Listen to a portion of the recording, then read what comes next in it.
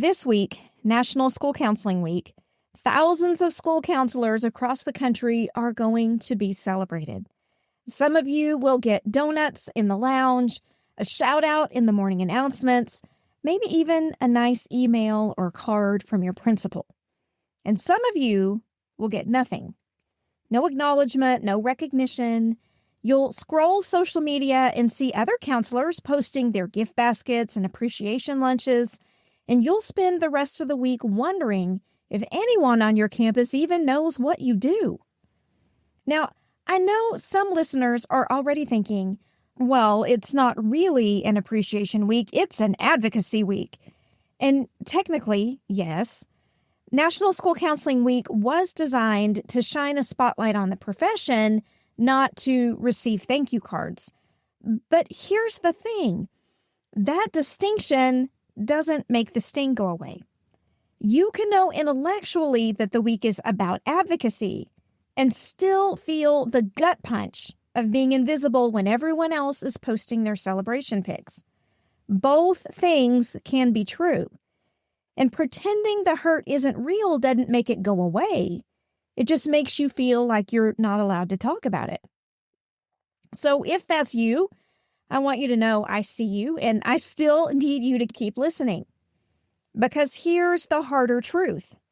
Even the school counselors who do get celebrated this week, by Friday, most of them will go right back to being invisible, right back to being the person who does a little bit of everything but owns nothing, right back to being first on the list for lunch duty and last on the list for professional respect. This probably isn't what you expected me to say this week, and I promise I am not here to be a killjoy during National School Counseling Week. I'm here because I believe in this profession with everything that I have. But loving something means telling the truth and being honest about where it's headed. Welcome back, school counselor. This week, I'm laying out two possible futures for our profession. One ends with school counseling fading into irrelevance within the next decade, and the other, it's the path where we finally become the essential, respected clinicians we were trained to be. The data is clear, the stakes are real, and the choice is yours. So if you're ready for some straight talk, my friend, some clarity on your work, and maybe a little bit of rebellion, you are in the right place. I'm Steph Johnson, and this is the School for School Counselors podcast.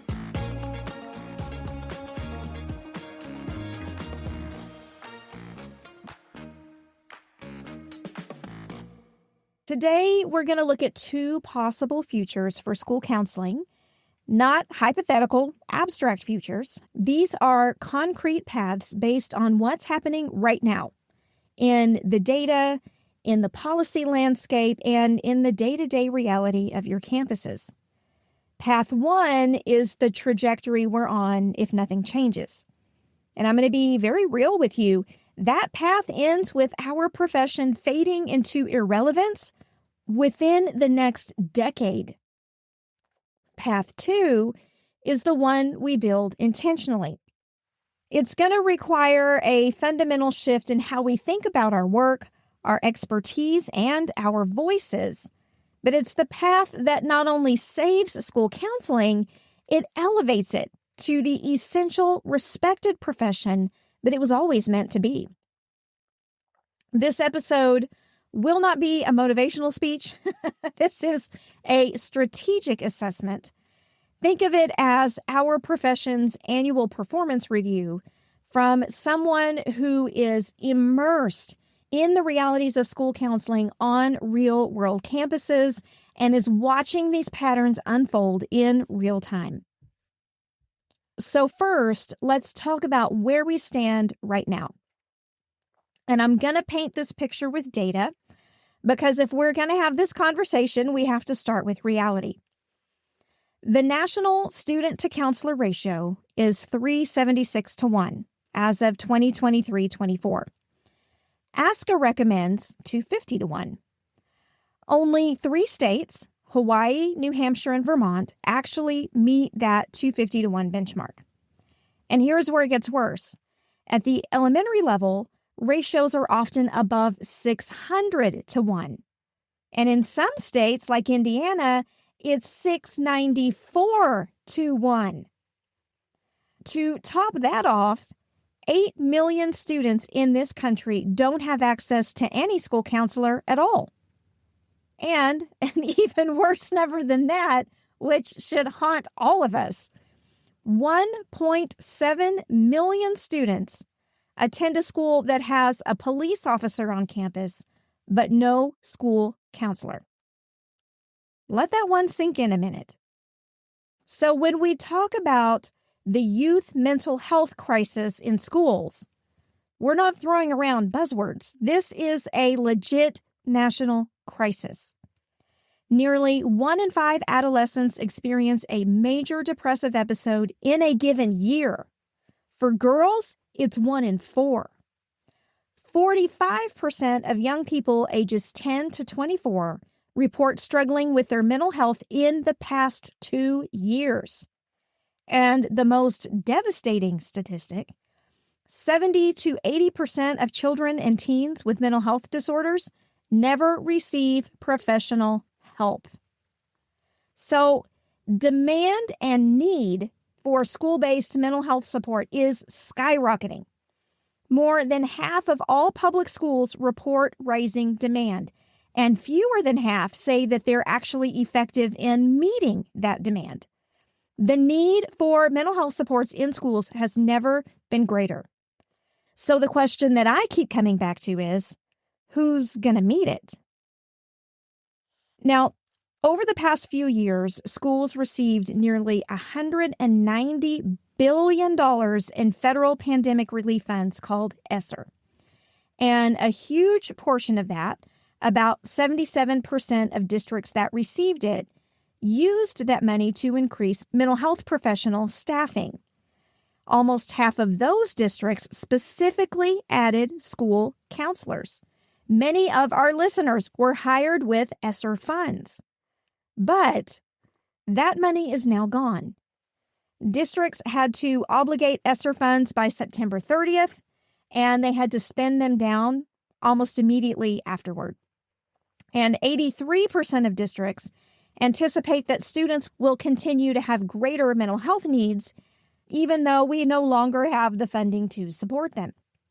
So here we are.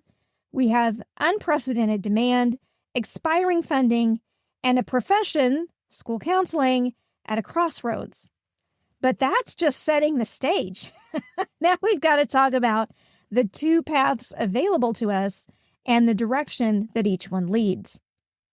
So we're going to call path 1 the slow fade. This is where we are now. And we'll start with advocacy because this is the biggest misfire in our profession right now. The school counseling world has spent decades talking to itself. We write position statements that no other industry reads. We create infographics for National School Counseling Week that get shared in our own Facebook groups. We host galas and give awards at conferences attended entirely by other school counselors. Here's my question, and I'm asking it genuinely. When was the last time ASCA launched a sustained advocacy campaign directed at school administrators or at superintendents, at state legislators, at the people who actually control budgets, staffing, and job descriptions? I bet you've never seen it because I have never seen it either. And here's what makes this even more frustrating. The advocacy that does happen is largely falling on the shoulders of individual school counselors. You, sticking your neck out in your building, speaking up in staff meetings, pushing back on inappropriate duties while worrying that you're also jeopardizing your job. That's not sustainable. ASCA is asking the people with the least institutional power, you, to carry the heaviest advocacy load, and then we're all wondering why nothing changes at scale. We talk about advocacy as a pillar of the ASCA national model, but our advocacy efforts are almost entirely inward facing. Y'all, we are shouting into our own echo chamber. Administrators don't read our position statements. Legislators don't attend our conferences. And the people who actually decide whether your campus gets another counselor or another resource officer are not hearing from us in the language that they understand. And as if it couldn't get any worse, it does, because when we advocate as an industry, we tend to lean on just because we say so arguments instead of empirically validated data. We need to show up with outcome data, cost-benefit analyses, and ROI language that decision makers respond to, not pamphlets about what school counselors wish they could do. This is heavy, right? But then there's another problem in Path 1. And I get a lot of hate mail for this, more than you probably realize. But I'm sticking to my guns here because I really do believe this. One of the things that school counselors have crafted as their own biggest obstacle are materials on platforms like Teachers Pay Teachers. There are ads right now, today, and I know because I saw many this morning, marketing school counseling materials as, quote, classroom supports that anyone can use. SEL worksheets, coping skills, coloring pages, feelings, check-ins, all designed to be purchased and implemented by anyone. No training, no clinical judgment, no understanding of the students sitting in front of you. A Fordham Institute review rated many of the most popular lesson plans on Teachers Pay Teachers as mediocre or probably not worth using. 30% of top lessons were found to pose potential harm to students. This is big, but that's not even the worst part. The real danger is that every time a school counselor walks into a classroom with a downloaded worksheet and a cued activity, they are reinforcing the message that what we do does not require specialized training. You spent years of your life and tens of thousands of dollars earning a graduate degree. Do you really want to walk into a school and essentially communicate, I do exactly what you do, only I talk about feelings instead of decimals? If a teacher can do what you do with a $4 printable from the internet, then why does the campus need you? Ouch. But I'm going to warn you, that is the question that administrators and their higher-ups are already asking. And our reliance on these types of materials is handing them the answer. And what gets me even more, we have the research showing these types of resources aren't helpful, and in some cases can be genuinely harmful. The data is on our side with that. But the other side, the people selling these printables by the thousands, they have zero evidence that any of it actually works. Not a single outcome study, not one data point showing student improvement, not even action research. They are selling based on aesthetic appeal and convenience, not efficacy. So if we are going to stand up and claim to be evidence-based and data-driven, and we should, then by ding dang, we need to follow through with that. We cannot say that we are a research-informed profession while simultaneously filling our student visits with materials that have no research behind them. That's not just inconsistent. Y'all, that is indefensible. And look, really, this isn't even about the printables. It's about what they signal to decision makers about who we are. Every time we lean on materials that require almost no expertise, we are writing our own job description, and it is not the one we want. Whew, y'all are getting me fired up. All right, now we've got another problem, though, here. And I hope I'm not beating you down, but y'all, I'm just trying to be real, and I promise I'm going to have some solutions, okay? This is not all gloom and doom. This next one is going to push some buttons again, and I'm okay with that. Our profession has adopted short-term counseling as a defining framework. But somewhere along the way, Short term became a permission slip for surface level. Short term does not have to mean shallow. Brief, focused intervention can be powerful when it's grounded in clinical skill, theoretical framework, and genuine assessment of what's happening with the student. But too often what I see is, quote, short term being used to justify 3 sessions of worksheets and a feelings chart, then moving on because that's outside my scope. We have been trained as clinicians. We hold master's degrees. Many of us hold licensure.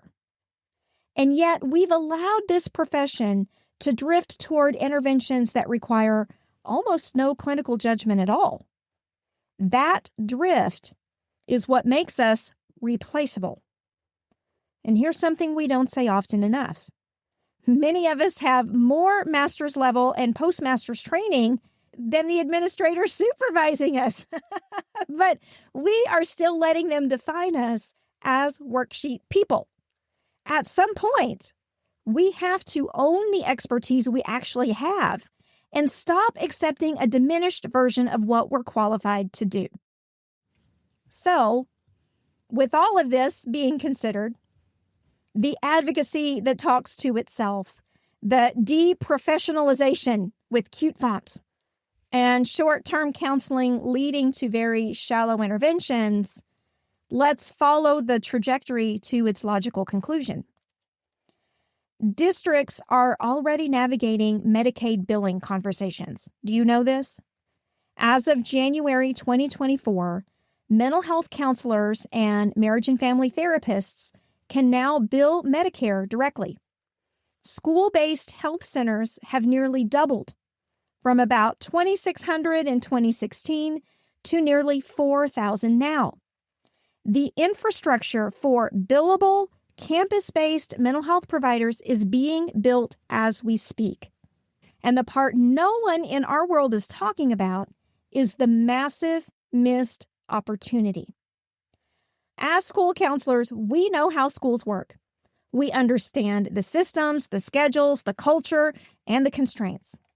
An outside therapist walking into a school building doesn't necessarily know how to navigate an IEP meeting or a master schedule or a district crisis protocol or a conversation with a parent in the drop-off line. We do. That's an enormously powerful position, and we're completely failing to build a voice around it. Right now, those billing conversations are happening without us. Outside providers are building the case for why they belong in schools. And whether or not you can bill yourself, school counselors should be making the case that no one understands the school ecosystem better than we do. We should be essential partners in any mental health model a district builds, not the afterthoughts. But that argument does not land if we've spent the last decade proving that we're interchangeable with the teachers pay teachers download. If we continue down path 1 with no meaningful advocacy, deprofessionalized tools, surface level interventions, then when a superintendent sits down to decide who is going to fill the mental health roles on campuses, they're going to choose providers who can generate revenue over the ones who distribute worksheets. And we won't be able to argue because we have never built the case for why our expertise is irreplaceable. Within 10 years, the school counseling role as we know it fades away. It won't be dramatic. It won't be a big explosion. But one by one, our budget lines are going to be redirected and we will no longer have a place working with students. That's path 1. Okay, so then let's talk about path 2. Path 2 starts with a fundamental reorientation of who we're talking to. Our advocacy has to move beyond the echo chamber and get in front of the people who hold the levers of power, the legislators, the superintendents, the school board members, and the building administrators. This means showing up at school board meetings with outcome data, not sentiment. It means framing our value in language that resonates with budget decisions. like retention, graduation rates, reduced disciplinary incidents, college enrollment, FAFSA completion rates. Not, we support the whole child. Y'all, that doesn't mean anything to a superintendent who is staring at a budget shortfall. And I want to give credit here where credit is due, because many state school counseling associations are turning themselves inside out to try to make a dent here. They are showing up at state legislatures, building relationships with education committees, and fighting for racial legislation. But most of them are doing it with shoestring budgets and volunteer labor. They need our help. They need our membership, our voices, and our data. The difference between state-level advocacy and what we see nationally is often the difference between people who understand the urgency and the people who are still writing position papers. Get involved with your state organization. Y'all, they are doing the real work. Next, we have to stop advocating with feelings and start advocating with evidence. Every claim that we make about our impact needs a citation, a study, or a data point, because the people making decisions about our positions respond to evidence, but we've been busy giving them slogans.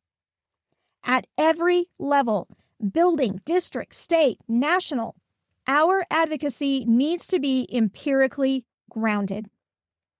We need to be the profession that shows its work, not the one that asks to be taken on faith. This is exactly why we maintain such a heavy focus on school counseling data practices inside my mastermind. Because data isn't something that you just collect for a report or, let me be real, a couple weeks a year for a ramp distinction. It's the foundation of every argument you'll ever make for your position. At the start of the school year, only 30% of school counselors in my data cohort were consistently tracking their outcomes, and only 20% said they felt good about their data practices. After one semester of focused work together, 90% of the cohort is consistently tracking data, and 100% feel more optimistic about their data practices, and we still have an entire semester to go. That shift didn't happen because I handed them a spreadsheet template. It happened because we engaged in structured consultation and accountability inside a community that made data feel doable instead of overwhelming. That's the kind of infrastructure that Path 2 requires. Now, on to legislative engagement. Some states are already doing this pretty well. Indiana is fighting for legislation requiring counselors to spend at least 60% of their time on actual counseling. Texas has an 80-20 policy, but these efforts are piecemeal and they're reactive. What we really need is coordinated, proactive legislative strategy in every state, led by a focused and intentional national organization with real strategy, not just position papers. An organization that puts resources behind getting our data in front of the people writing education policy, not just the people reading the newsletters. And then in Path 2, it's time to reclaim our clinical identity. We need to stop behaving like activity coordinators and start operating as the clinical professionals that we were trained to be. Again, you hold a master's degree. You studied human development, psychopathology, assessment, group dynamics, crisis intervention, and therapeutic techniques. You are not a worksheet dispenser.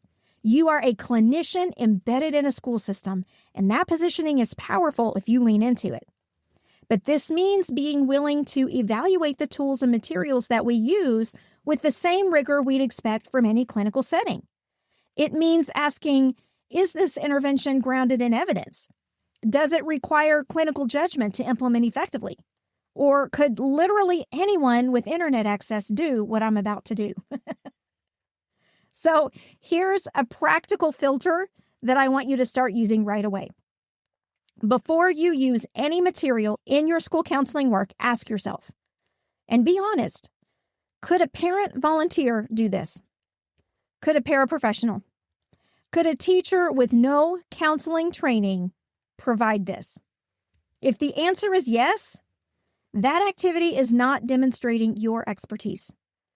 It may still have value as one small piece of a larger intervention, but it can't be the centerpiece of what you do day in and day out.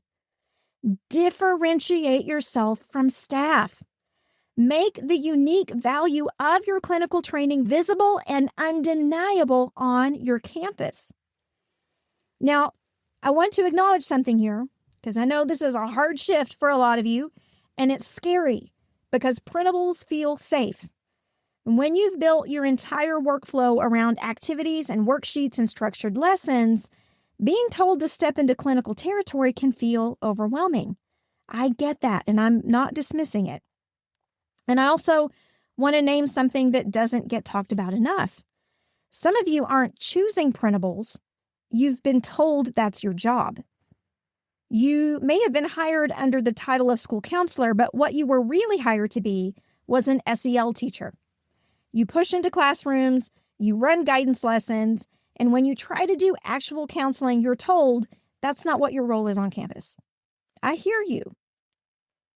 It's frustrating. That is a systemic problem, and it is not your fault. But it is your fight. Because if we accept that redefinition of our role, we're handing over the profession. The answer is not to quietly comply. It's to build the case with data and advocacy for why that model is failing students. And here's what I need you to hear. Those who do not commit to redefining their work in this way are not just risking their own careers. They're putting all of their students at risk.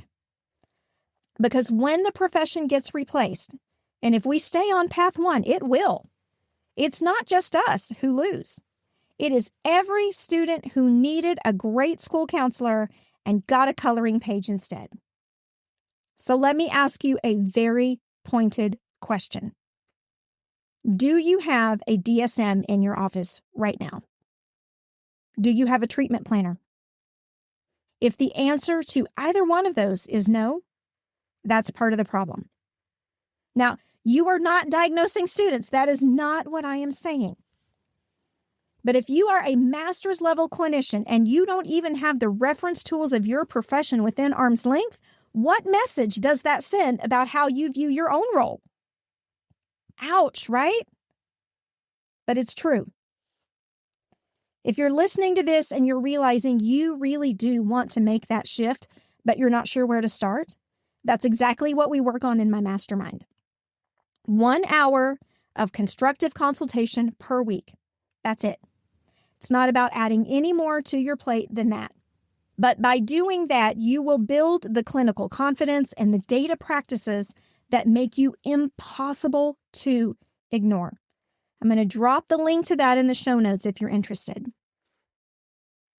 And now I need to talk about something that might kind of feel like a sharp turn, but stay with me because this is critical. Billing conversations are coming to every school district in America. Medicaid reimbursement for school-based services is expanding. More provider types can now bill. Districts are looking at this as a revenue stream, and they should. And let's be real, right? Economics is driving this. District budgets are shrinking, ESSER money is gone, and states are tightening their belts. Mental health billing is money on the table, and somebody is going to pick all that up. Now, I want to be clear about this. Most school counselors cannot bill insurance or Medicaid right now.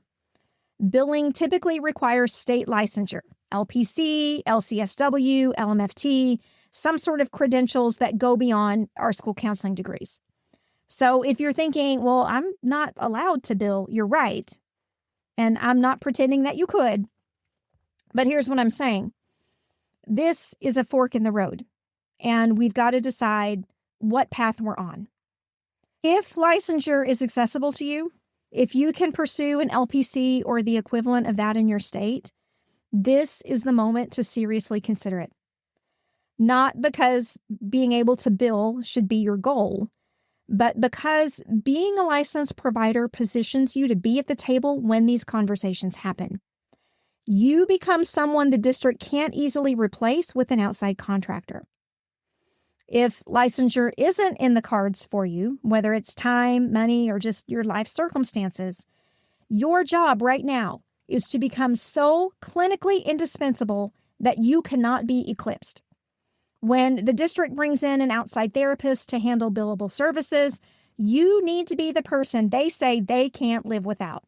The one who knows the building, the families, the systems, the one who coordinates, consults, and catches all the things that people don't say, but that you recognize. Either way, here's what you can't afford to do. You cannot afford to sit on the sidelines while these decisions get made. Because if school counselors are not in the room when districts decide who provides mental health services and who gets the resources to be able to do that, we will be written out of the story.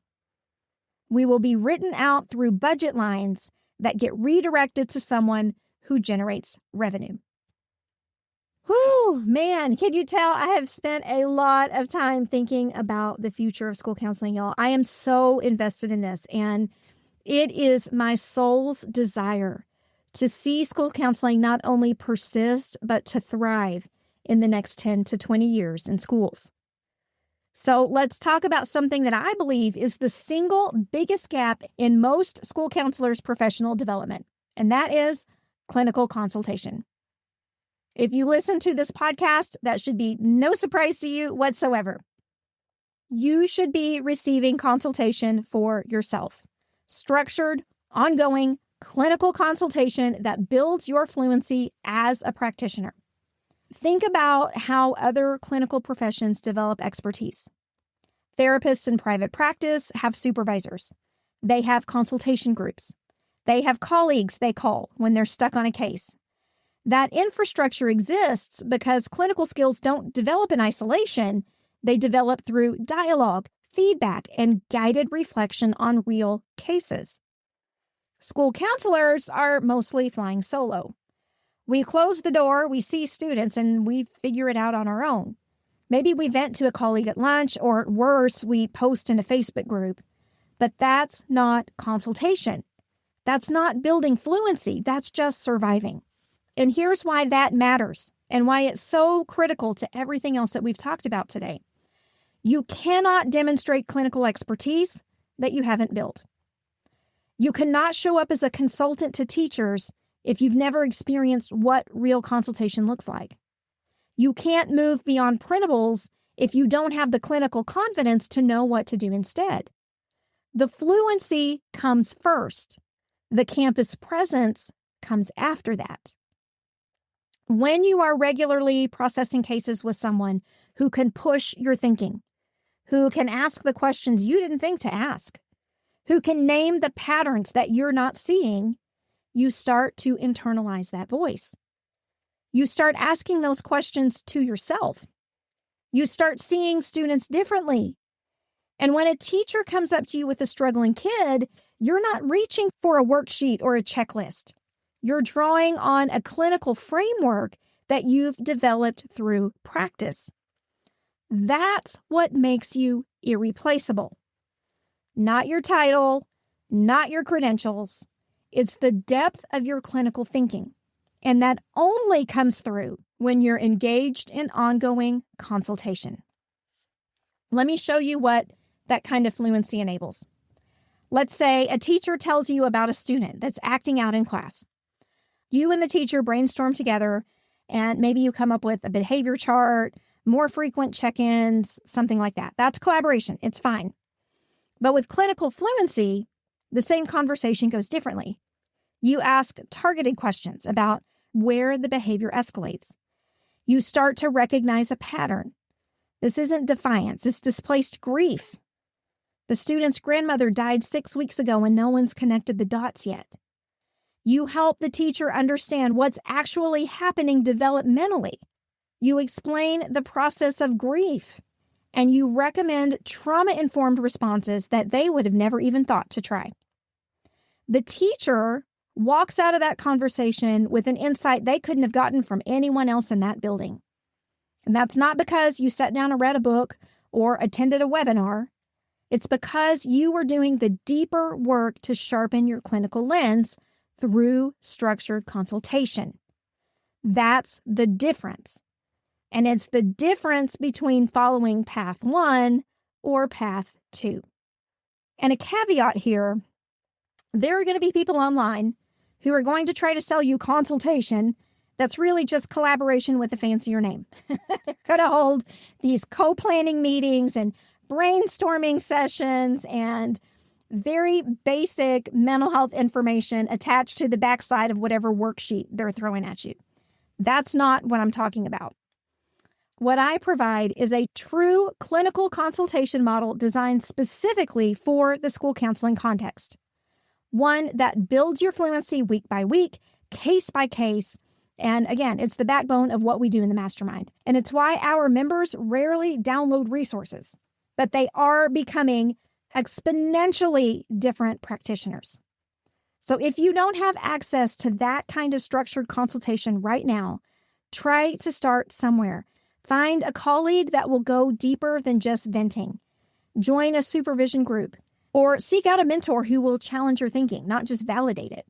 The point is, stop trying to build clinical expertise in isolation. Y'all, it does not work that way. And then last, we need to talk about building clout on campus. In Path 2, school counselors stop being the people who do a little bit of everything, or as we often hear, serve as the junk drawer of the school, and start being recognized authorities on campus.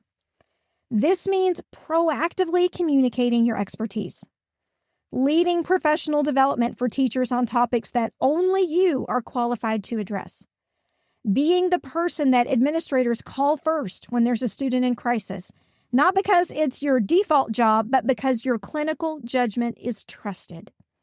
It means building relationships with administrators where you're treated as a strategic partner, not as an adjunct placeholder who fills schedule gaps and covers lunch duty. So, here's where we are. 2 paths. And I want to be clear, I don't think this is something that gets decided in school boardrooms or at national conferences. Although, as we've talked about today, that kind of coordinated leadership is desperately needed. But y'all, we've been waiting for that cavalry to ride up for a long time now. And to be real, we've been shown that ultimately, at the end of the day, it's going to be left up to us.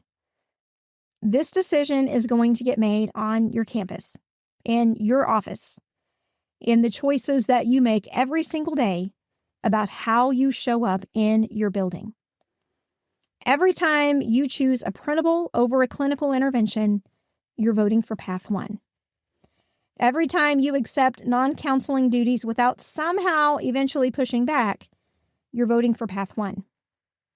Every time you advocate to other counselors instead of to the administrators and legislators that actually hold the power, you're voting for path 1. But every time you demonstrate clinical expertise that nobody in your building can replicate, you're building path 2. Every time you show up with data, you're building path 2. And every time you consult with the teacher using your specialized knowledge and they walk away with something they couldn't have gotten anywhere else, you're building path 2. I want you to think about your last 5 student counseling sessions, not crisis intervention, routine visits to the school counselor's office. How many required your master's degree? How many required clinical judgment that a paraprofessional could not have provided? And here's an even harder question.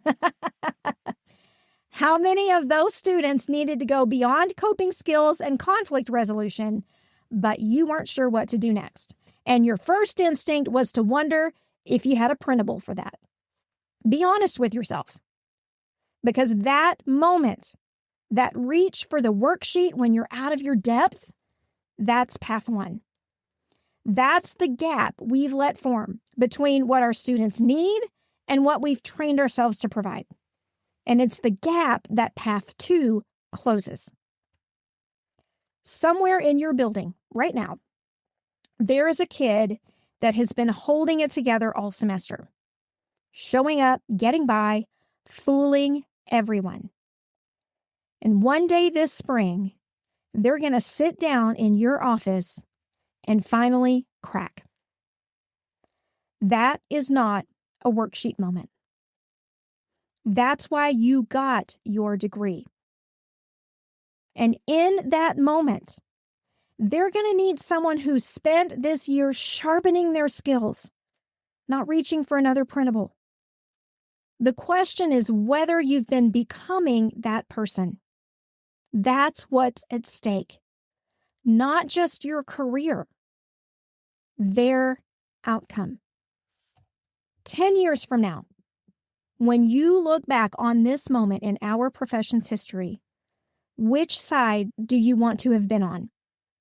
The counselors who saw what was coming and built something better, or the ones who kept their heads down, passed out the worksheets, and hoped someone else would show up to fight the fight for them?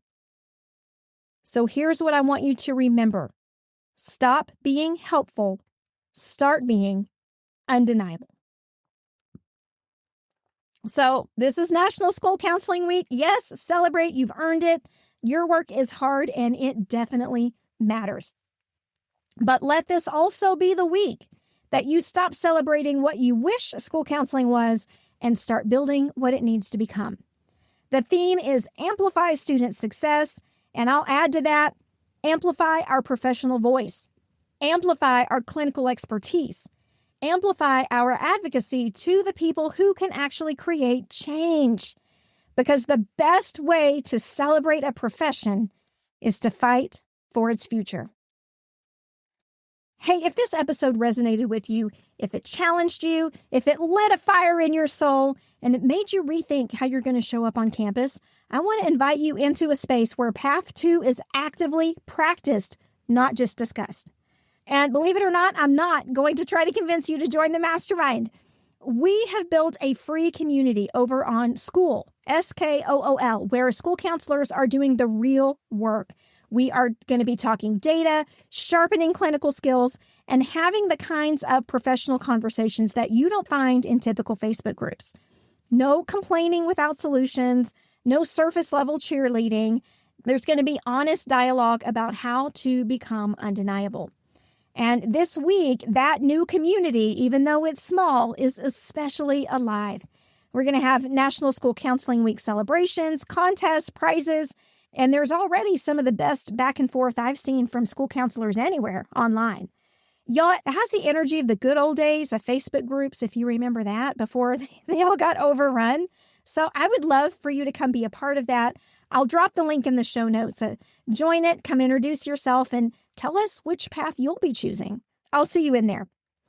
And hey, if you're one of the counselors that doesn't get recognized this week, I want you to remember something. The goal is not to be celebrated by people who don't understand what you do. The goal is to become so essential that they can't imagine the building without you. That's Path 2, and I will see you there. Take care.